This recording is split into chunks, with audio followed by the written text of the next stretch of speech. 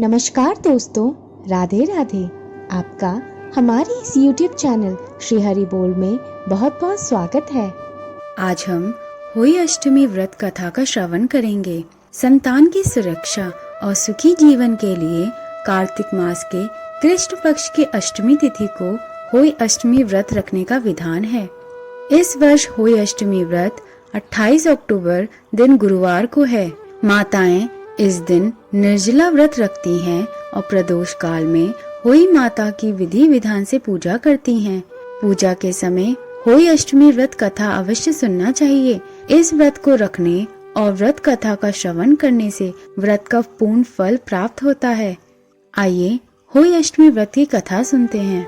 कथा सुनने से पहले दोस्तों, अगर आपने हमारे इस YouTube चैनल को सब्सक्राइब नहीं करा है तो इस चैनल को सब्सक्राइब करें, बेल आइकन दबाएं ताकि हमारे नए वीडियो की नोटिफिकेशन आप तक सबसे पहले पहुंचे।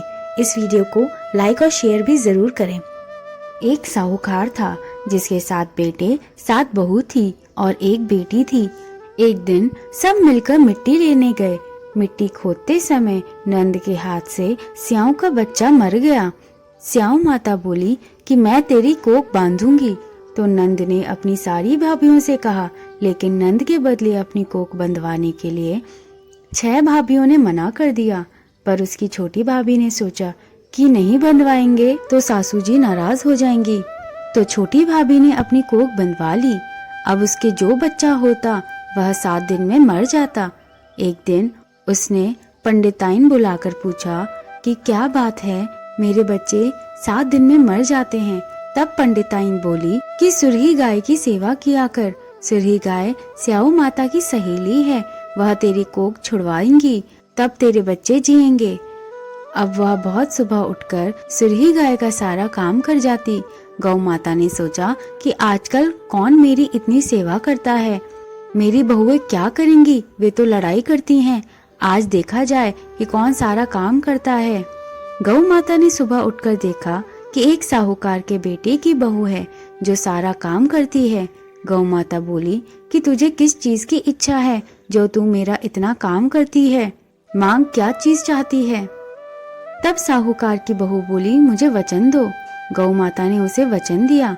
तब साहूकार की बहू बोली कि स्याऊ माता तुम्हारी सहेली हैं और स्याऊ माता के पास मेरी कोख बंधी हुई है, उनसे मेरी कोख छुड़वा दो। फिर गौ माता उसे 7 समंदर पार अपनी सहेली के पास ले जाने लगी। तो रास्ते में धूप थी, इसलिए वह एक पेड़ के नीचे बैठ गए। थोड़ी देर में सांप आया। पेड़ पर गरुड़ पंखनी का बच्चा था जिसे वह डसने लगा। तो साहूकार की बहू ने सांप को मारकर डाल के नीचे फेंक दिया और बच्चे को बचा लिया।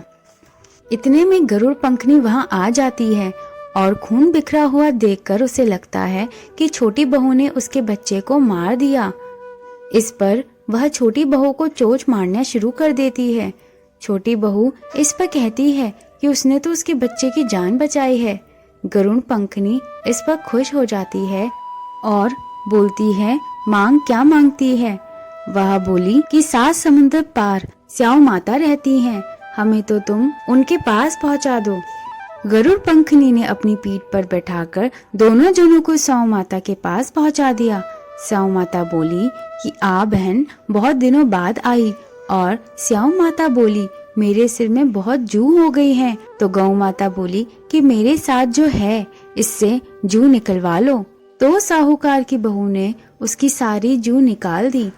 स्याऊ माता बोली कि तूने मेरी बहुत भलाई की, तेरे 7 बेटे 7 बहू हो। बहू बोली कि मेरे तो एक भी बेटा नहीं, 7 बेटे कहाँ से होंगे। स्याऊ माता बोली, क्यों नहीं होंगे। तब वह बोली कि मुझे वचन दो। तो स्याऊ माता बोली, वचन ये वचन, वचन को तो धोबी कुंड पे कंकरी हो। तब साहूकार की बहू बोली, मेरी कोख तो तुम्हारे पास बंधी है। तब स्याऊ माता ने कहा कि तूने तो मुझे ठगा है, मैं तेरी कोख खोलती तो नहीं, लेकिन अब खोलनी पड़ेगी। जा, तेरे घर में तुझे 7 बेटे बहू मिलेंगे। तू 7 उजमन करिए, 7 होई माता, 7 मंडियां, 7 कढ़ाई कराइयो।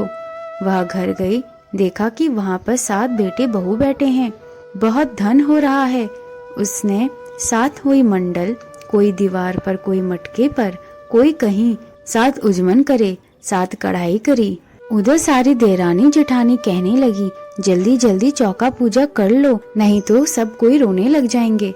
थोड़ी देर में उन्होंने अपने बेटे से कहा कि देख कर आओ, आज वह रोई क्यों नहीं।